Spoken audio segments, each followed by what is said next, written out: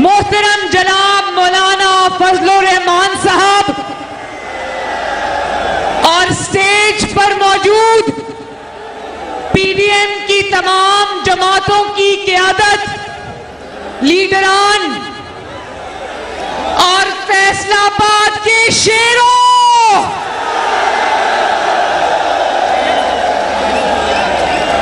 आपको मोहम्मद नवाज शरीफ की तरफ से अस्सलाम अलैकुम।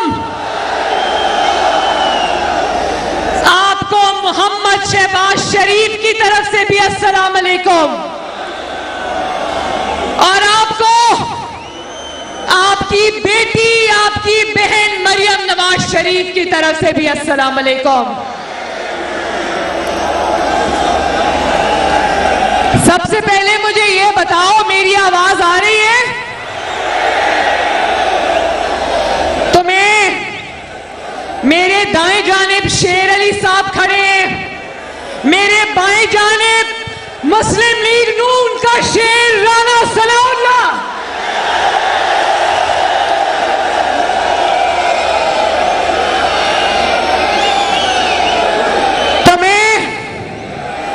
मैं शेर अली साहब को और राना सनाउल्लाह साहब को ये अर्ज करना चाहती हूं कि मैं आपसे छोटी हूं, भले आप यहां खड़े हो लेकिन कुर्सियों पे बैठ जाएं। यहां पर शेर अली साहब को कुर्सी दे दें प्लीज। आप इतनी देर खड़े नहीं हो सकते। राना साहब आप बैठना चाहें तो बैठें। फैसलाबाद वालों,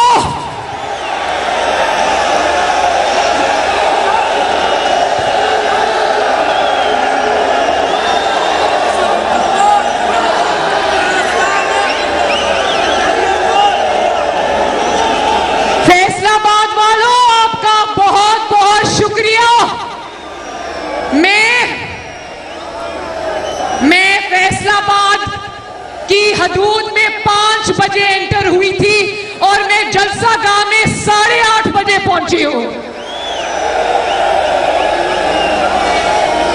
आपकी मोहब्बतों का, आपकी शफकतों का बहुत बहुत शुक्रिया, बहुत मेहरबानी।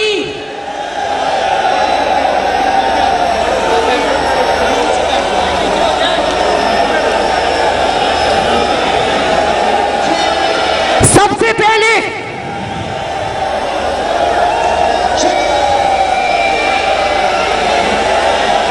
बड़ा जज्बा है फैसलाबाद वालों, वाह। सबसे पहले फैसलाबाद वालों, ये मेरे दाएं हाथ पे कौन खड़ा है? आओ सबसे पहले दोनों हाथ उठाकर राना सनाउल्लाह को सलाम पेश करें। हेरोइन का जाली मुकदमा भुगता, जेल की तपते हुए फर्श पर सोया, लेकिन नवाज शरीफ का ये शेर ना झुका, ना बिका, ना डरा।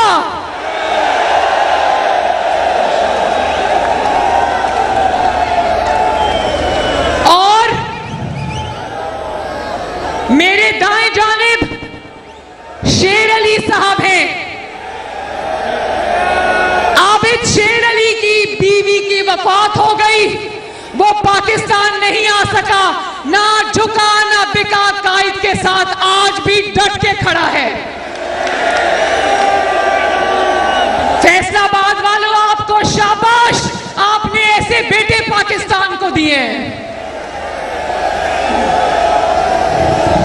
और आवाज नहीं आ रही पीछे टीवी पे।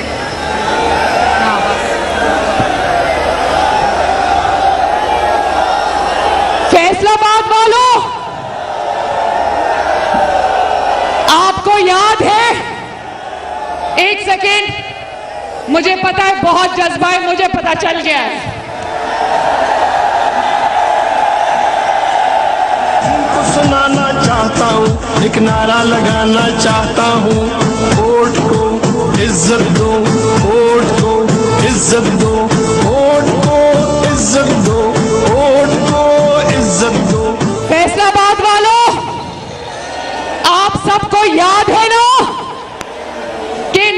शरीफ ने एक बात कही थी, जब नवाज शरीफ पर जुल्म हो रहे थे, जब नवाज शरीफ से इंतकाम लिया जा रहा था, तो नवाज शरीफ ने एक बात कही थी। नवाज शरीफ ने कहा था, मैं अपना मामला अल्लाह ताला पे छोड़ता हूं। और जब नवाज शरीफ ने अपना मामला अल्लाह ताला पर छोड़ा, जब इंसान अपना मामला अल्लाह ताला पर छोड़ता है, तो फिर दुनिया की तमाम ताकत होने के बावजूद, एक पेज पर होने के बावजूद,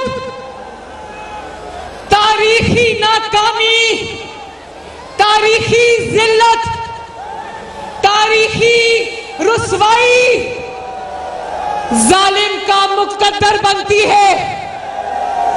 तो आज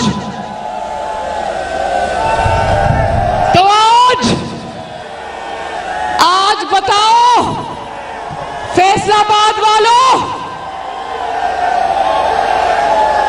खल्के खुदा से सवाल पूछना चाहती हूं, मुझे जवाब दो कि क्या आज नवाज शरीफ के मुखालिफिन को अल्लाह ताला ने इबरत का निशान बनाया या नहीं?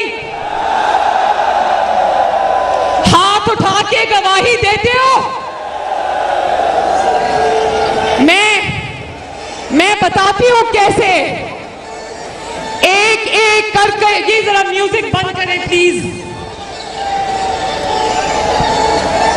म्यूजिक बंद करें प्लीज।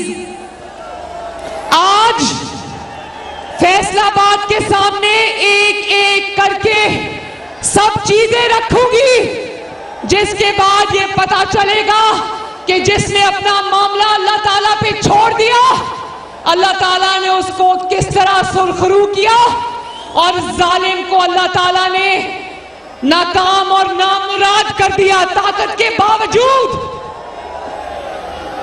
तो एक शख्स था, एक मिनट फैसलाबाद वालों, एक बात करनी है। एक शख्स था जिसका नाम था इमरान खान। वो कहा करता था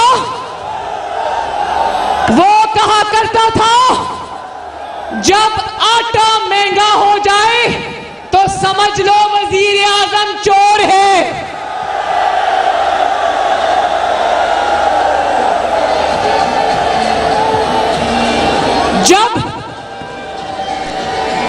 जब चीनी महंगी हो जाए तो समझ लो, जीशान इसको खोलो बेटा, क्या लिखा है इस पर?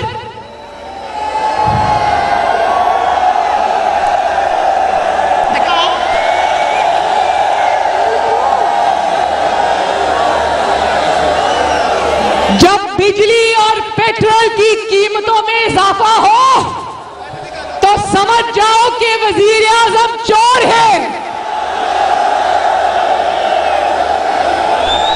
नवाज शरीफ के दौर में चीनी 50 रुपए किलो थी, आज सिर्फ 3 साल के बाद चीनी 120 को भी क्रॉस कर गई।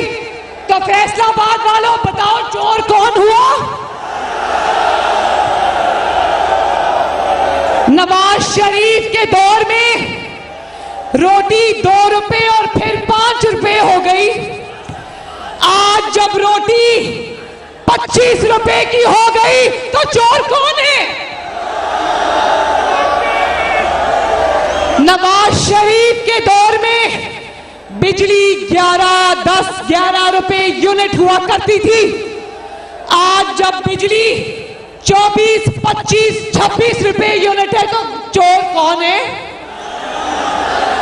कौन है चोर? आज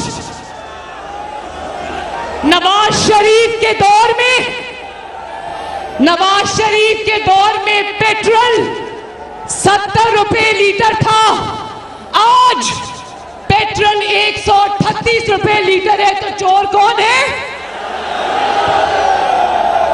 नवाज शरीफ के दौर में घी, कुकिंग ऑयल 140 रुपए और आज 340 रुपए। चोर कौन है? और आज, सिर्फ आज ही पेट्रोल महंगा, डीजल महंगा, कुकिंग ऑयल महंगा, तारीख की बुलंद तरीन सतह पर डीजल, पेट्रोल। और आप जानते हो ना फैसलाबाद वालों, मुझसे ज्यादा आप जानते हो, हलाल रिस्क कमाने वाले हो, आप जानते हो कि जब डीजल और पेट्रोल महंगा होता है तो दुनिया की हर चीज महंगी होती है।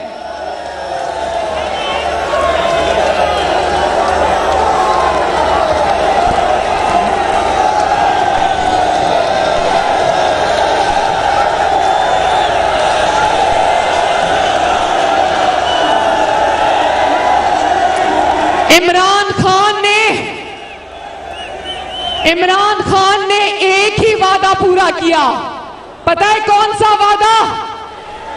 इमरान खान ने जो वादा पूरा किया वो यही था कि मैं इनको रुलाऊंगा। उसने पूरी कौम को रुला दिया। आज घरों में बैठी खवातीन, बुजुर्ग, कमाने वाले मर्द, बच्चे सब इमरान खान को झोलियां उठा उठा के बद्दुआएं दे रहे हैं।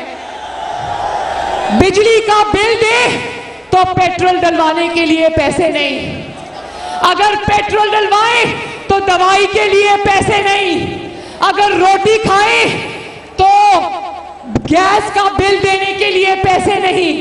तो नवाज शरीफ साहब ने मुझे फोन किया आज जब मैं फैसलाबाद के रास्ते में थी। उन्होंने कहा मेरी तरफ से भी अवाम से हमदर्दी का इजहार करना,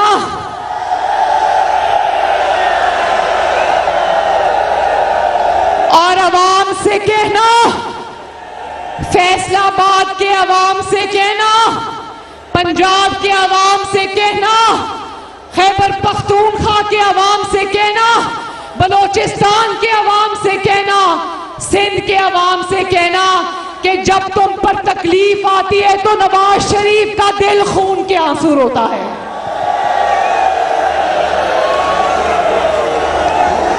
और फिर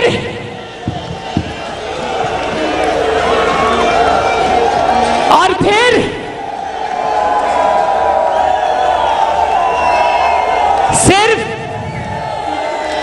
फैसलाबाद वालों और सिर्फ महंगाई करके इनको ठंड नहीं पड़ी, महंगाई करके इनको तसल्ली नहीं हुई। ये इतने बड़े बेहिस लोग हैं कि जब पेट्रोल और डीजल की कीमत में इजाफा करते हैं तो ऐसे करते हैं जैसे आवाम को 2 नफल शुक्राने के पढ़ने चाहिए कि इमरान खान ने आवाम की 7 नस्लों पर बड़ा एहसान किया, सिर्फ 12 रुपए कीमत बढ़ाई है।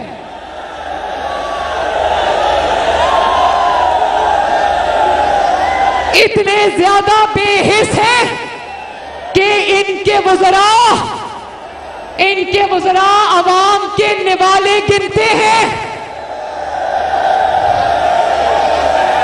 कहते हैं आवाम को सबक इनके वज़रा ये देते हैं कि 10 चीनी के दानों की बजाय 8 खा लो, 2 पर सब्र करो, 2 रोटी की बजाय 1 रोटी खा लो, सब्र करो। तो मैं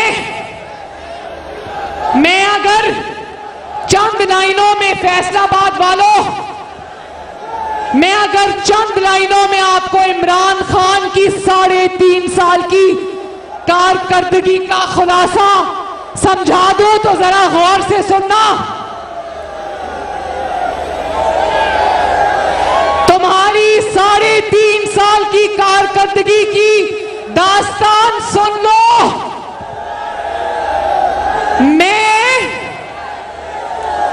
मैं अगर इमरान खान अवाम से ये कहता है कि मैं अगर आटा सब्जी महंगी कर दूं तो आपने खाना खाना नहीं, अगर मैं साबुन महंगा कर दूं तो अवाम में नहाना नहीं,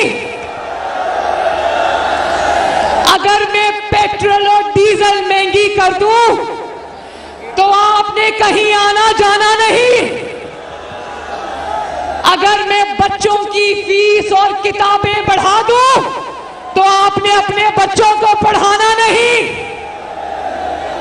अगर मैं दवाइयों की कीमतों में 500 गुना इजाफा कर दूं तो आपने इलाज कराना नहीं, अगर मेरी काबीना, अगर मेरे वुज़रा सब कुछ खा जाए तो आपने उस तरफ आना नहीं। पिछली हुकूमतें चोर थी, आपने इससे आगे जाना नहीं। डट कर झूठ बोलते हुए मेरे वुज़रा आपने शर्माना नहीं। तारीख की बदतरीन करप्शन स्कैंडल्स चुप, आपने किसी को बताना नहीं। और फिर इस वक्त पूरे मुल्क में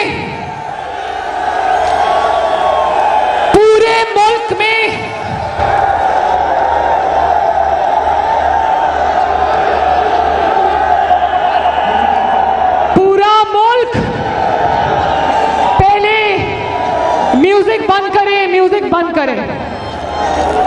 पूरा मुल्क पहले कोरोना की लपेट में था और है, और अब इनकी नालायकियों और नाअहलियों और बेहिसी की वजह से दुनिया मच्छरों की तरह डेंगू से मर रही है। लेकिन मजाल है इस बेहिस हुकूमत को किसी की परवाह हो। नवाज शरीफ, तुम्हारे बगैर लोग रुल गए हैं। शहबाज शरीफ, लोग तुम्हें आवाजें दे रहे हैं। जब डेंगू में स्प्रे कराने वाला आज कोई नहीं, जब शहबाज शरीफ की तरह अस्पतालों के दौरे करने वाला आज कोई नहीं, शहबाज शरीफ की तरह सड़क पे खड़े होकर आवाम में आगाही पैदा करने वाला आज कोई नहीं। और आज जब कोरोना का जिंदगी बचाने वाला इंजेक्शन ब्लैक में 7-7 लाख रुपए का बिकता है तो लोग शहबाज शरीफ और नवाज शरीफ को आवाजें देते हैं।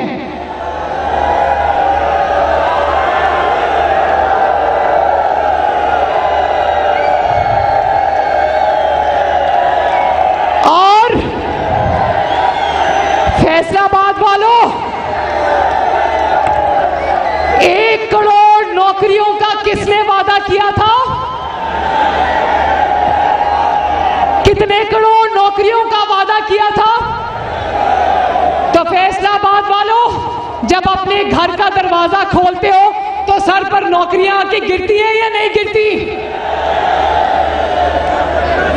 और ऊपर से आवाम को ये भाषण देता है, आवाम को ये भाषण देता है कि आपने घबराना नहीं, और ये भाषण देता है कि सुकून सिर्फ कब्र में है। तो तुमने इमरान खान, तुमने 22 करोड़ आवाम को कब्र में पहुंचाने की पूरी कोशिश की है, मगर मारने वाले से बचाने वाला बड़ा है।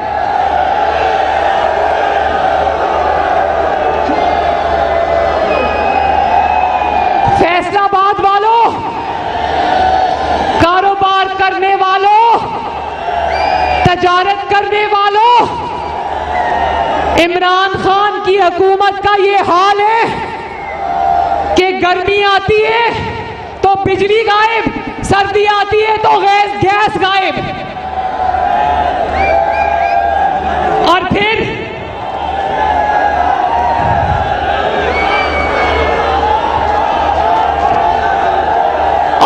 कहते थे, इमरान खान कहता था नवाज शरीफ चोर है, मुस्लिम लीग नून चोर है। तो आज मैं फैसलाबाद को गवाह बना के कहना चाहती हूं कि वक्त ने साबित किया कि नवाज शरीफ और शहबाज शरीफ से बड़ा पाकिस्तान की हिस्ट्री में कोई दयानतदार नहीं आया। अल्हम्दुलिल्लाह नवाज शरीफ के एहतसाब से पहले इकामा निकला, फिर जस्टिस शौकत अजीज सदीकी की गवाही निकली और फिर मरहूम जज अरशद मलिक निकला। और जानते हो ना बरतानिया के कोर्ट ने कह दिया कि शहबाज शरीफ के ऊपर मनी लॉन्ड्रिंग साबित नहीं हुई। तो मैंने शहबाज शरीफ साहब को कहा, गाड़ी में बैठे थे, मैंने उनको कहा अंकल आपको मुबारक हो, आपको अल्लाह ताला ने इंटरनेशनल सादिक और अमीन बना दिया। और अब इमरान खान की चोरी की दास्तानें सुन लो। फैसलाबाद वालों, जानते तो आप सब हो, लेकिन एक बार फिर सुन लो। इमरान खान की हुकूमत का तारीख का सबसे बड़ा 122 अरब का LNG का डाका, आज जिस वजह से आपको महंगी बिजली मिल रही है, जिसकी वजह से आज लोड शेडिंग हो रही है, वो इसलिए हो रही है कि इमरान खान और उसकी ATMs ने जानबूझकर, जानते बूझते देश से LNG मंगवाई और महंगे दामों मंगवाई। आपकी मेहनत और खून पसीने की कमाई इमरान खान के दोस्तों की जेबों में गई, जिसकी वजह से आज आपको महंगी बिजली मिलती है। तारीख का सबसे बड़ा आटा स्कैंडल, तारीख का सबसे बड़ा चीनी स्कैंडल, तारीख का सबसे बड़ा पेशावर रैपिड बस स्कैंडल। मैं जितने भी स्कैंडल्स गिनवा दूं, यकीन करो रात के 12 बज जाएंगे, इमरान खान की करप्शन की दास्तानें खत्म नहीं होंगी। और मुखालिफीन पर नैब को इस्तेमाल किया, नैब के जरिए इंतकाम लिया, और अपनी बारी आई, जब अपना हिसाब किताब देने की बारी आई तो नैब का पूरा कानून ही बदल दिया।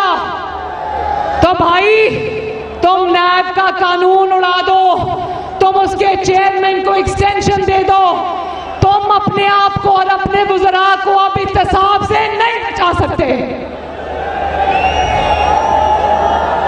नवाज शरीफ ने, शहबाज शरीफ ने, मुस्लिम लीग नून ने, तमाम लीडरान ने 3-3 नस्लों का हिसाब दिया। और जब तुम्हारी बारी आई तो क्या कहकर चुप कर गए कि मुझे जो गैर मुल्कियों से तोहफे मिले हैं, मैं उनकी तफसील अवाम को नहीं बता सकता, क्योंकि वो गैर मुल्की सरबराह नाराज हो जाते हैं।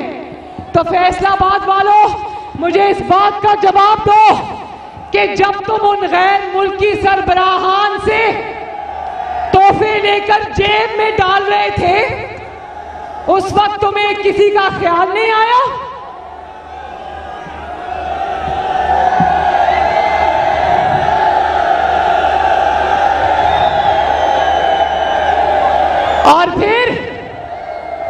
और फिर पेंडोरा पेपर्स को जानते हो ना? पेंडोरा पेपर्स उसमें तहरीक-ए-इंसाफ और इमरान खान की जमात पेंडोरा पेपर्स में अव्वल नंबर पर आई है, अव्वल नंबर पर।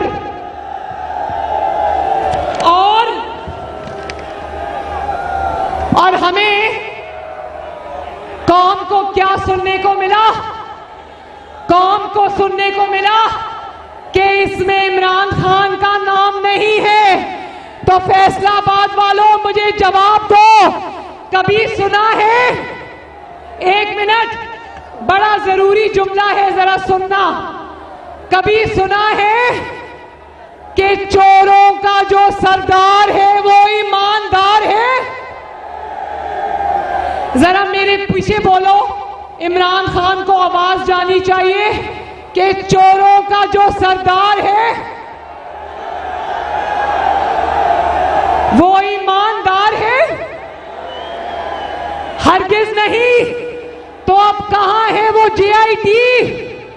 कहां है वो जेआईटी के हीरे? कहां है वो जस्टिस खोसा जिसने इमरान खान को कहा था कि नवाज शरीफ के पास दरखास्त मेरे पास लाओ, मैं फैसला करता हूं? और फैसला हुआ, नवाज शरीफ को उठाकर वजीर आजम की कुर्सी से बाहर किया। फैसलाबाद वालों, कहां है वो? कहां है वो टीवी पर है जान पेंडोरा पेपर्स पर? कहां है वो 4000 टॉक शोज जो पनामा पेपर्स पे मीडिया से करवाए गए थे? कौम इंतजार कर रही है, कौम इंतजार कर रही है।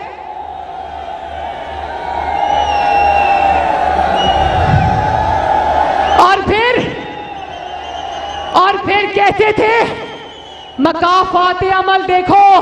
फैसलाबाद वालों, उसका मकाफाते अमल देखो कि कहता था कि नवाज शरीफ जब वजीर आजम था तो गैर मुल्कियों के सामने चिट से पढ़ता था, और आज अल्लाह मुझे माफ करे, ये चिट से भी गलत पढ़ता है, चिट से पढ़ता है और गलत पढ़ता है।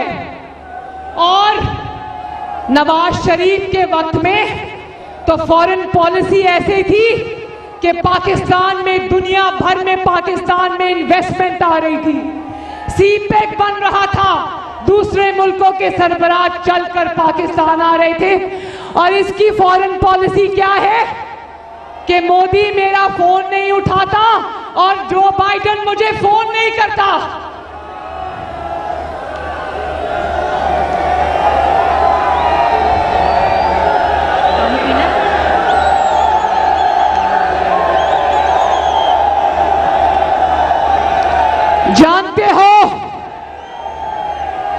जानते हो यूनाइटेड नेशंस में ये क्यों नहीं गया?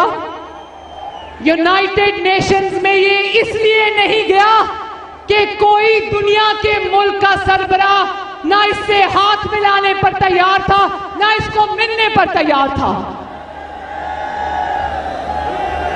और फिर दुनिया में ये इज्जत है कि अमेरिकन टीवी पर बैठकर लोग ये कहते हैं कि इमरान खान की इज्जत, इमरान खान का इख्तियार इस्लामाबाद के मेयर से ज्यादा नहीं है। और फिर इसकी अकल देखो, इसकी अकल देखो, गैर मुल्कियों को इंटरव्यू देने बैठ जाता है और जब वो सवाल करते हैं कि जो बाइडेन तुम्हें फोन नहीं करता तो शर्मिंदगी से मुंह नीचे कर लेता है। इसको ये समझ नहीं आती कि ये इमरान खान की बेइज्जती नहीं करवा रहा, ये पाकिस्तान की बेइज्जती करवा रहा है।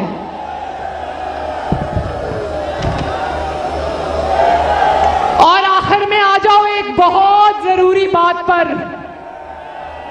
कहता था फैसलाबाद वालों, ये बात बहुत गौर से सुनने की है, कहता था नवाज शरीफ इदारों से लड़ता है। नवाज शरीफ ने पाकिस्तान की फौज को पंजाब पुलिस बना लिया है। मैं तो पंजाब पुलिस की भी बहुत इज्जत करती हूं, वो भी इस वतन के बेटे हैं। लेकिन याद रखना कि नवाज शरीफ ने जब भी स्टैंड लिया तो आपकी खातिर लिया फैसलाबाद वालों।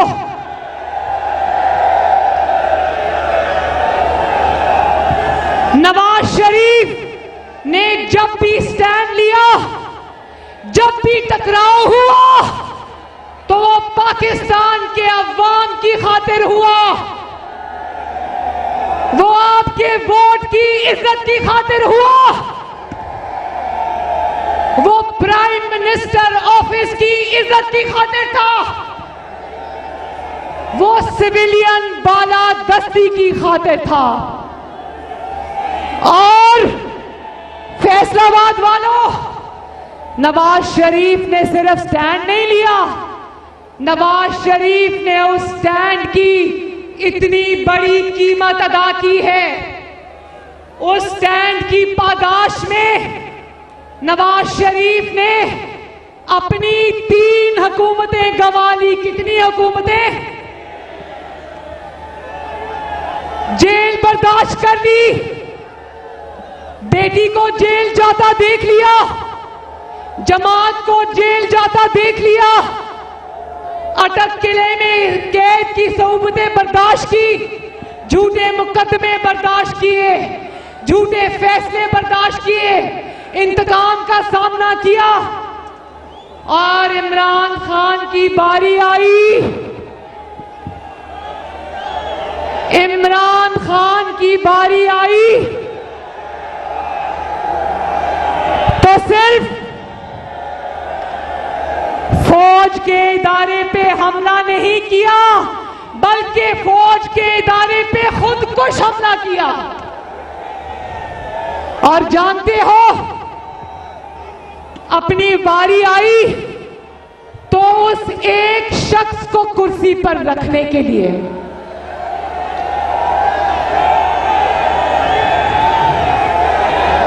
उस एक शख्स को जो कि खुफिया इदारे का सरबराह है, उसको कुर्सी पर रखने के लिए वो शख्स जो तुम्हारी कुर्सी बचाता है, वो शख्स जो तुम्हारी हुकूमत चलाता है, वो शख्स जो तुम्हारे मुखालिफिन को पकड़ता है और मारता है, वो शख्स जो जजेस पर दबाव डालता है, वो शख्स जो अदलिया का चेहरा दागदार करता है, वो शख्स जो जजेस को ब्लैकमेल करता है, वो शख्स जो सहाफियों को अगवा करता है, वो शख्स जो सहाफियों की जुबानें बंद कराता है, वो शख्स जो नौकरियों से सहाफियों को निकलवाता है,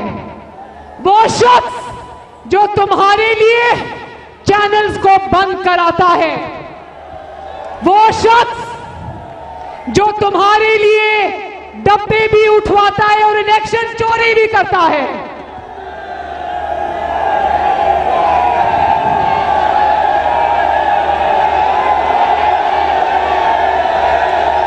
क्या कह रहे हो?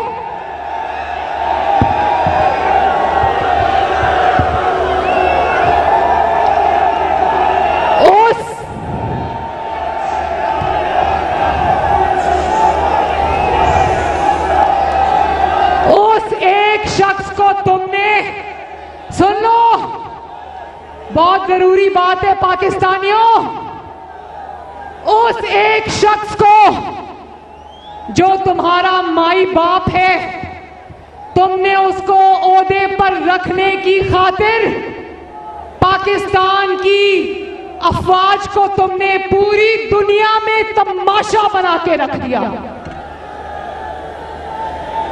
उस एक शख्स की वजह से फौज में होने वाली तमाम तकर्रियां हवा में लटक गई। क्या कसूर था? क्या कसूर था उन ऑफिसर्स का जिनकी तकर्रियां तुम्हारे इस अफसर के साथ हुई थी?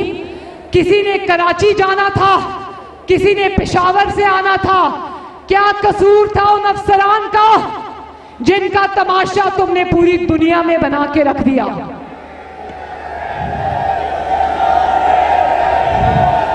आज उनको समझ नहीं आ रहा, उनको समझ नहीं आ रहा कि चार्ज रखना है या छोड़ना है।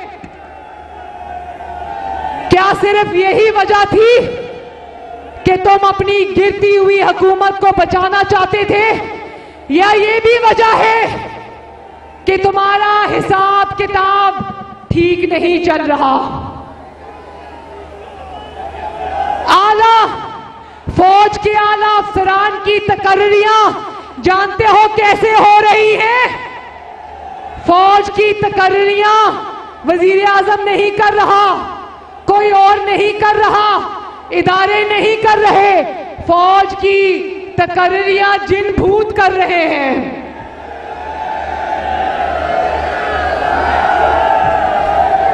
और तकर्रियां इस बात से हो रही है कि फलां का नाम एन से शुरू होता है, फे से शुरू होता है, लाम से शुरू होता है या नून से शुरू होता है।